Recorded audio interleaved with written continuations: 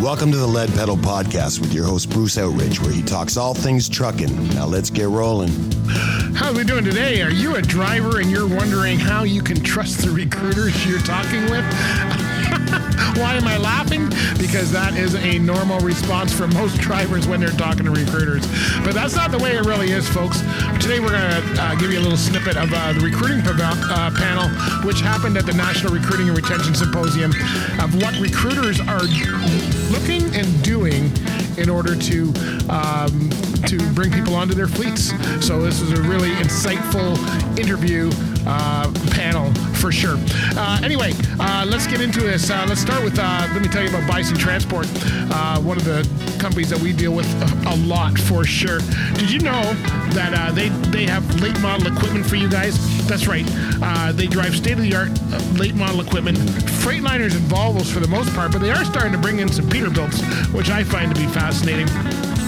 Drivers enjoy the safest and most comfortable trucks on the road, integrated with powertrains and fully automatic transmissions. They come equipped with the latest safety features, Detroit Assurance and Volvo Active Driver Assist platforms, and these safety programs also help to make sure that if there's a collision and the driver's side airbag, land departure, and adaptive cruise controls are all set up so that the driver is safe should something happen on the road. But you know nothing's going to happen on the road because Bison has one of the safest fleets in the road, and they train you to drive professionally. So where can you learn all about that? At bisondriving.com. That is the best place to go to learn all about what's going on with Bison. All right, so let's check that out there for sure. All right, so let's talk about who's on the recruiting panel. I keep calling it a pavilion because I'm used to Truck World that has a recruiting pavilion there. Anyway, this is one of the panels. This was, if you've never heard of the National Recruiting and Retention Symposium, it is a recruiting retention conference for the transportation industry, and they have Recruiter of the Year. They give out a couple of awards, Industry Person of the Year, but it's all geared to recruiting, HR, all of that kind of stuff. So you're probably wondering, Bruce, why are we doing this on a podcast for truck drivers and owner-operators? Well, first of all, if you are looking for a job as a driver, don't you want to know what kind of things they're putting in place to get your attention? And second of all, don't you want to know who the recruiters are? For, I don't know, I've been in this industry, 40 plus years. And for 40 plus years, I've been hearing about how they say, oh, you know what, there's, you can't believe what the recruiters say, or, you know, the recruiters tell you one thing and you get on with the fleet and it's totally different, or, you know, it's treated different. I've seen recruiters leave because the message hasn't been consistent. So you want to know who you're dealing with. Most recruiters don't want you to come on if you're not in you know, if you're not where you should be or where you want to be, because it's just wasting their time. It costs about $10,000 for a recruiter to bring on, or for a company to bring on a new driver. So multiply that times 4, 5, 10, 20, however many drivers they're trying to bring on for that year. That's a lot of expense to have somebody in the wrong spot or not being where they want to be as far as in their career or industry, especially for new people who may not have a total understanding of how the industry works. Then they've wasted their time, and none of them want to do that. So I think this is important for you to listen to as a driver, owner operator, in case, you know, you may think, oh, you know what, I'm happy where I am, I'm not changing jobs, and then you get bought out. And before you know it, you're working for one of these companies that you thought you would never work for.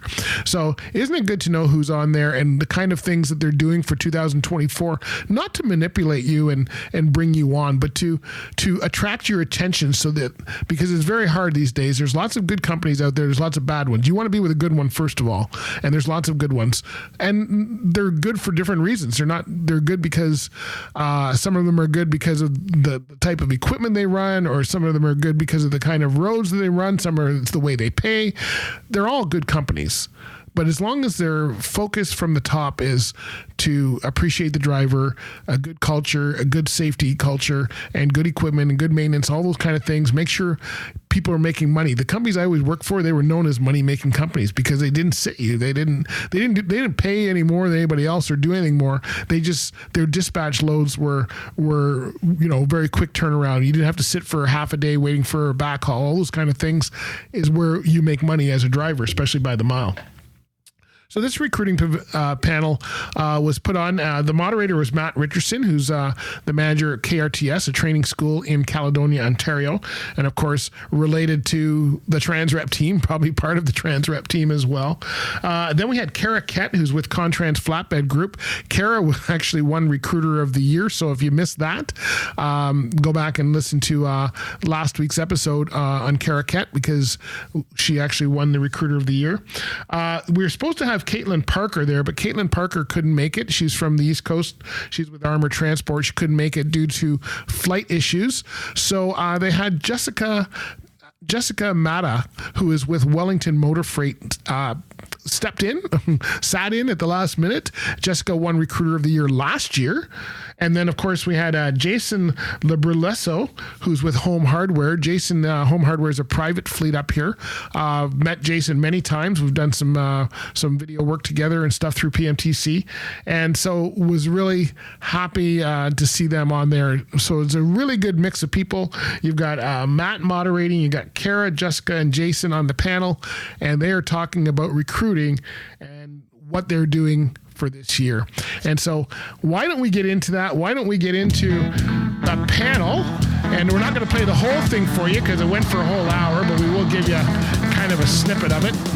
Before we do that, let me tell you about Driver Check. Driver Check is a workplace safety place. So if you're looking for a healthy workplace, if you're looking for drug and alcohol testing, cannabis testing, information and resources, then that's where you want Driver Check. That's what they come into. Don't forget their Fitness for Duty Summit, which is happening in October 2024, and you can learn all about that and register at drivercheck.ca. All right, let's get on to the recruiting pavilion, or recruiting panel. I don't know why I'm going to have to get past that, from the National Recruiting Symposium that was in Burlington in May 2024. Here we go, my friends. Enjoy. Our moderator for the recruitment panel. So take it away, Matt. Great, thanks, Charlie. We're going to do self-intros here on the panel. I'm going to start with Jessica. Jessica deserves a round of applause. She is filling in on a last-minute basis this morning. Caitlin Parker from Armor was unable to make it due to flight issues, so thank you, Jessica. And if you want to start with the intros, your name, company, position, and one fun fact about yourself. I'm Jessica Mata. I work for Wellington Group of Companies, and I've been there since 2022. I've been in the industry for, I think this is year 22. We were talking about this last night. And a fun fact about me was that last year I won the Recruiter of the Year. So.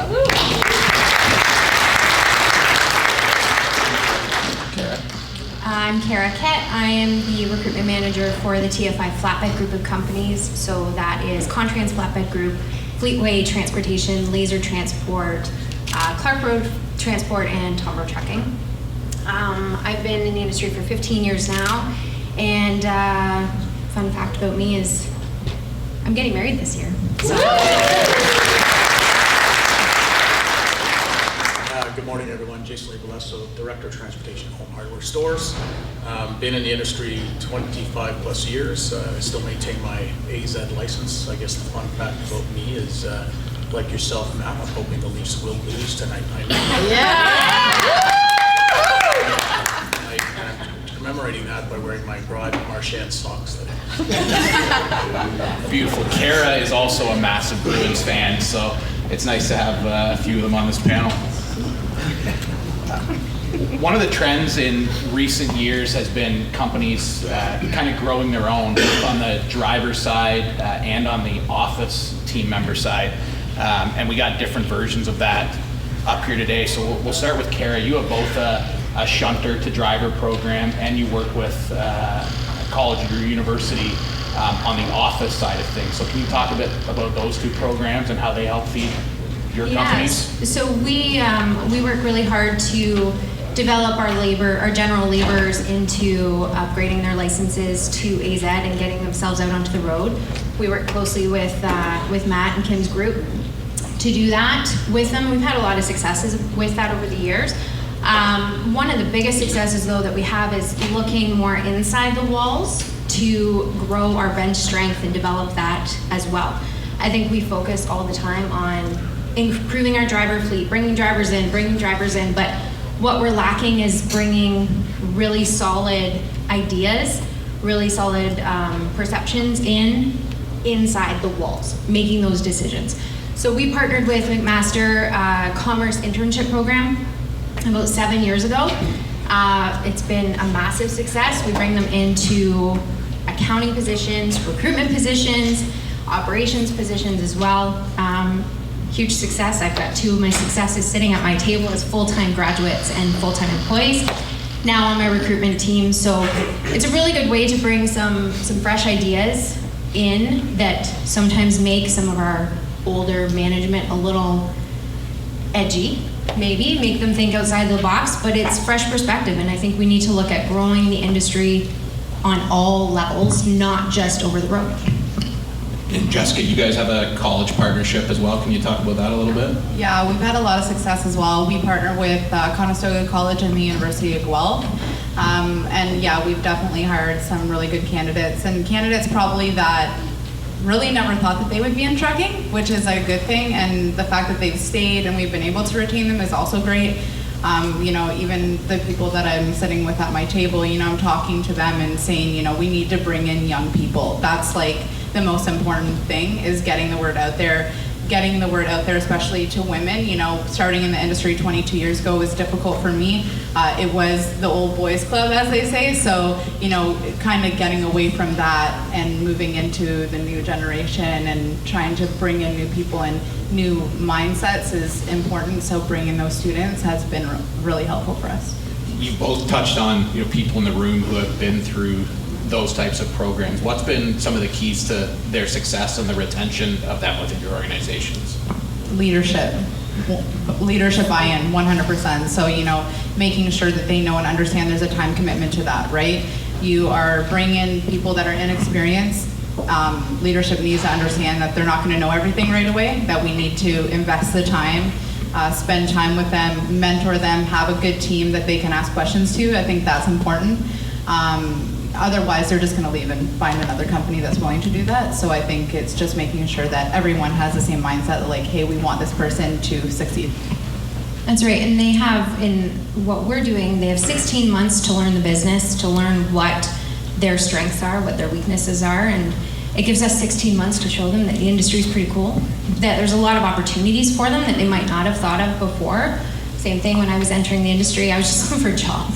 Right? And I didn't have any idea that I could actually build a career within trucking.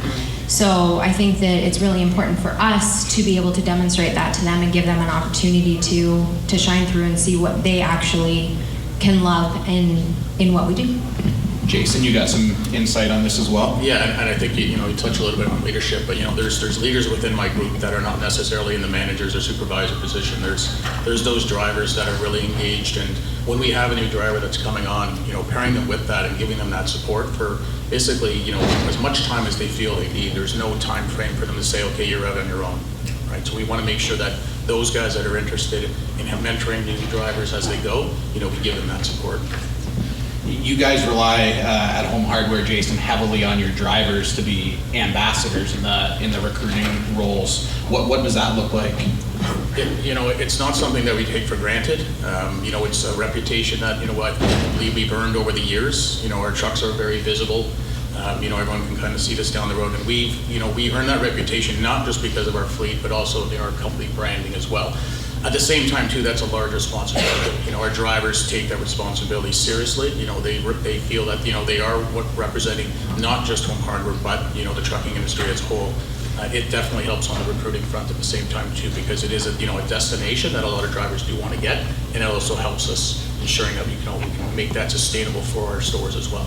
How do you incentivize your drivers who are being your ambassadors out there? So again, for a long time, we let the brand represent itself, but that's not always able to be continuous. So we are offering drivers incentives. We are basically hiring a referral bonus that we would provide the drivers at the same time.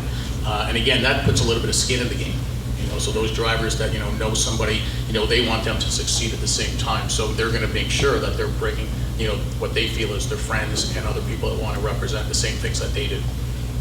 Kara, you want to touch on your guys' referral? Yeah, we've worked hard over the years to bring our referral programs together because we are a company of acquisitions, for anyone that's familiar with TFI. So there's been a lot that's come across our table that we've had to look at and make sure that we are kind of connecting everybody together, creating that consistency for the drivers. And it doesn't matter who they are referring to what company, they're still going to be receiving that referral bonus as well. So it just continues to kind of drive that lack of silo. We're trying to bring down those silos between the groups and work together to share all of that. Jess, I know one thing that's very important to you is culture, and that's a big message from Wellington. How do you go about striving for that positive culture within your organization, but how does that help your drivers also bring you more drivers? So, with the recruiting and the retention bonuses and stuff, I have kind of mixed feelings about all of that. When COVID happened and everyone was offering, $2,500, $5,000 just to sign people up, and I was just thinking, man, I'm going to lose a lot of really good drivers because they're, maybe they're in a financial position where they need it. And that sign-on bonus was just really sweet, but maybe the company that they signed up for wouldn't be a good fit for them. So then I may see them back, So I do have mixed feelings about the recruiting bonus. I know with our company, we pay salary. The consistent paychecks definitely are a good plus for them.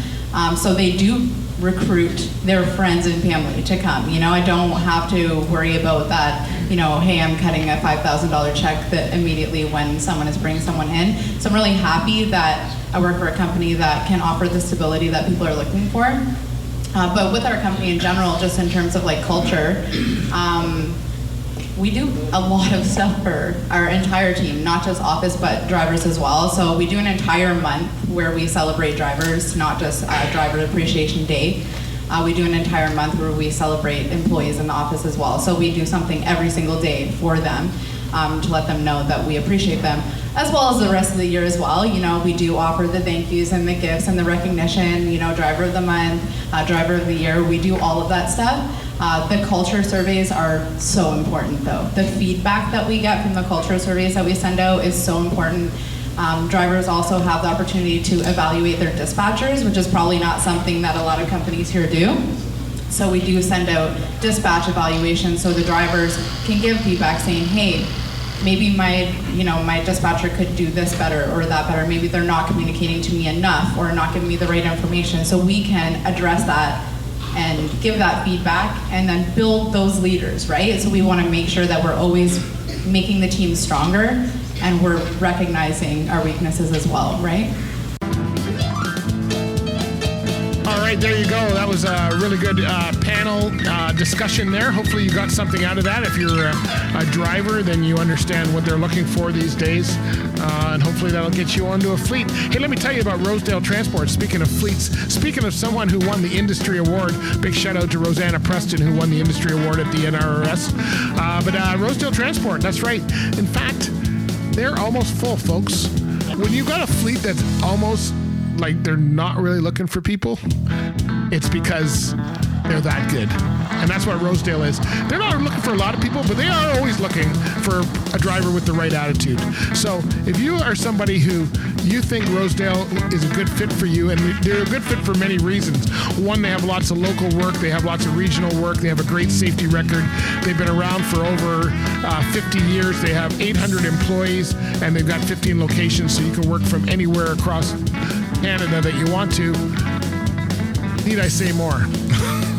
But there is more, because they have a culture from the top down of this is how we treat people, this is how we want you to operate, and you know what? It makes it very easy for you as a driver. So if you're somebody with a good attitude that would fit a company like that, that's been around for over 50 years and has one of the best records in the industry, then Rosedale Transport's where you should go.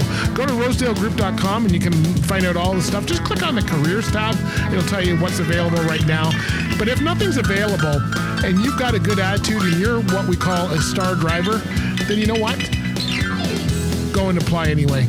I'm sure they'll keep you on file. In fact, they've even told me for good drivers, they'll make room for good drivers. So go check them out. RosedaleGroup.com. Tell them that we sent you. All right, my friends. Hey, hope you really enjoyed that. Did you know that our podcasts are also on YouTube? That's right. So if you're on YouTube, that's where you spend most of your time. I want you to go to the Lead Pedal Podcast. And I want you to subscribe. Hit the subscribe button, and then hit the notification button. And we've got a podcast playlist. That podcast playlist has all of the podcasts that have come out. So you can easily just have them come out, and boom, there you are. You know exactly which ones are coming out. There's also other videos that come out along with the podcast. So we have probably something daily for you. So keep an eye on us. If you're interested in business and careers, and you're in the trucking industry, then you want to keep an eye on the podcast. All right. So leadpedalpodcast.com on YouTube as well. And we will see you later, my friends. Hope you guys do good. Be safe out there on the road. And if you're recruiting, recruit smart. All right. We'll see you later. Bye for now. This has been another episode of the Lead Pedal Podcast. For more information or to subscribe to the podcast, visit theleadpedalpodcast.com and be sure to follow the podcast on Facebook and Twitter.